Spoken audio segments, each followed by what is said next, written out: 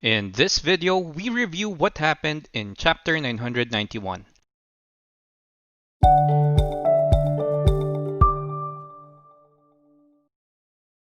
And right off the bat, we have a death wish.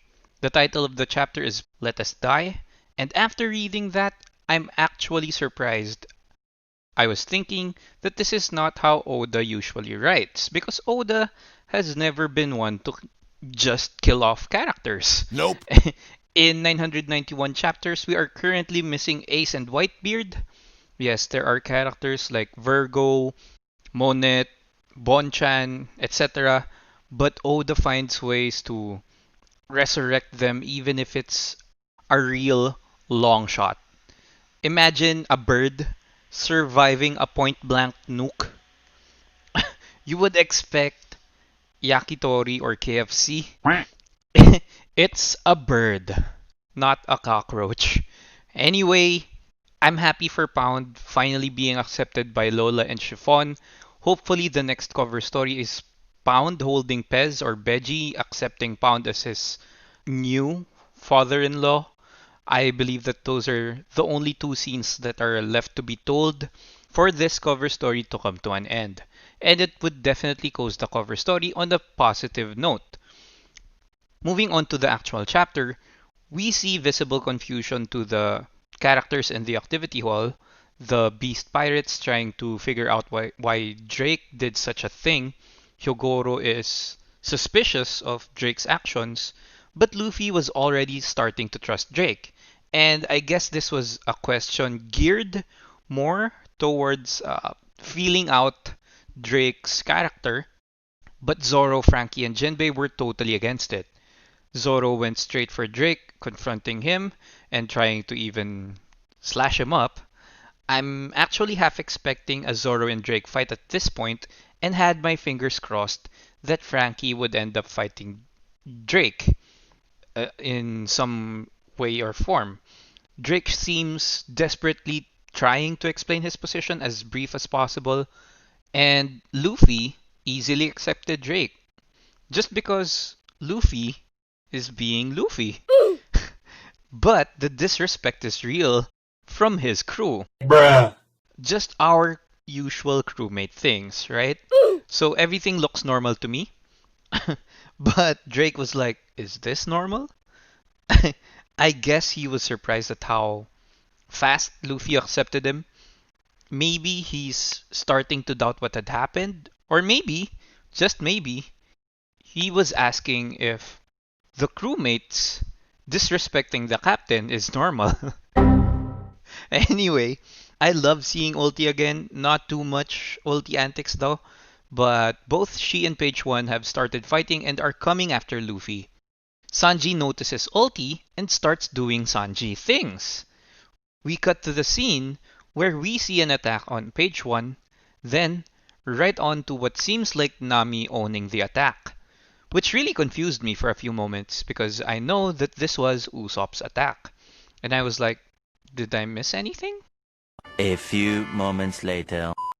I didn't understand what had happened until I read further down the page. It was actually Usopp talking behind Nami, which was really quite funny when I understood it. Usopp just doing Usopp things, right? That's what I thought. Nami tells Ulti to bring it on, then she starts to run away. Now we have Nami doing just Nami things. I would love to see the whole exchange in the anime. I hope they do it justice because Nami looks awesome in this panel. But it was weird seeing Sanji not come up to Ulti and be his usual playboy self. Now that's Sanji not doing Sanji things. Aww. But this time he was prioritizing escorting Luffy up to the rooftop. And just then, Apu tried to get them with his Devil Fruit ability, Scratch!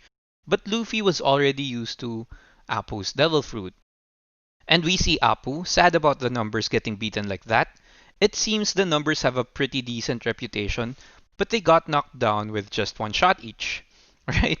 So with this speech comes Hacha. I guess Apu ordered Hacha to get the intruders, and Frankie was surprised to hear that there were 10 of these giants. And he was saying that he has a bit of a cola deficiency. Just first world problems, I guess. Bruh. But here comes Hacha. He's now rampaging, but he couldn't quite resist to play with General Frankie, which was so funny. Frankie even had to run for it, and he was cussing out Hacha in the process. Then, on the next page, we see that Zoro and Drake were still going at it, but it looks like this was the end of their conversation. We might have missed a few details in between, which is the reason they were coming to an agreement. Things were getting heated, but they were still calm enough to try and slash the shit out of Apu when he was trying to call more of those giants to that area, right? And Drake was looking great in this panel, but seems I was wrong, and my hopes for an Apu and Kid fight are looking pretty much over at this point, or at least it's being made to look over at this point. But it's not really confirmed yet, right? It still could happen a little bit later on in the chapter, or a few chapters after this one, and I'm still hoping for it. But Drake looks like he's gonna take Apu on from here on out, and they were rudely interrupted by Queen and his Gatling gun, which might be another twist that Oda put in place so that Apu and Kid could still possibly fight it out later on. But we'll see. Anyway, it was weird to see Queen acting so early. You would think that he would be more passive and just try to solve the loose ends for the time being, while Drake's concerns for the bullets on that gun are very suspicious. We could only guess what these bullets are made of. Maybe some sort of poison or Wapo metal bullets, or maybe Kairos. No, I don't think it's Kairoseki bullets. But anyway, it should be strong enough to damage Drake, I guess, right? Because Queen is using it on him, and obviously Queen knows to some extent what Drake's abilities are. Moving forward, Jack falls down much earlier than expected. I was thinking he would be defeated after 2 or 3 chapters from now, like chapter 994 or 95, maybe even on the 1000th chapter. But I guess he took so much damage from the Musketeers already, and now that Boss Cat and Dog are on his neck, it was inevitable. I just thought it would happen a bit later, because I believe, or in my opinion, Jack being defeated for the 1000th chapter is a big, big way to cap off the 1000th chapter anniversary of the ever growing story that is One Piece. I just believe it would be a great scene in chapter 1000, but I guess that Oda has something much better in store for us for that chapter, which is really exciting to think about. I'm actually starting a countdown for chapter 1000 right now, NANI?! and I'm estimating it would be released around December 18 or on Christmas Day itself. If Oda and his team would release a chapter on Christmas Day. But we'll see. We'll see. And this accounts for a few breaks that Oda would be taking in between too.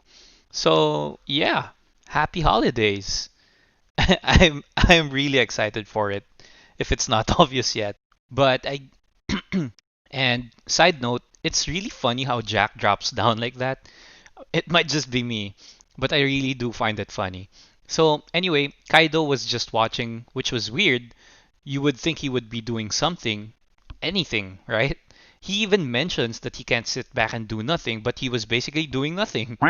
I believe that if he was doing something, then there would be more damage in that area. But whatever. We finally see Sulong Cat and Dog. Finally. Nekomamushi looks like he had a facelift and he took a lot of drugs, FBI, open up! while Inuarashi looks more different than his base form. I love how he was drawn. And he looks a bit more of a fox right now. The best part of this conversation is how Kaido is acknowledging Cat and Dog's strength. But the most unexpected part of this whole chapter is how Kinemon was taking the spotlight. Bruh. It never occurred to me that he will be the taking center stage so soon. Nope. And if that wasn't enough, Oda really outdid himself and really built Kinemon up well in this chapter. It was cool to see him slash the blast breath.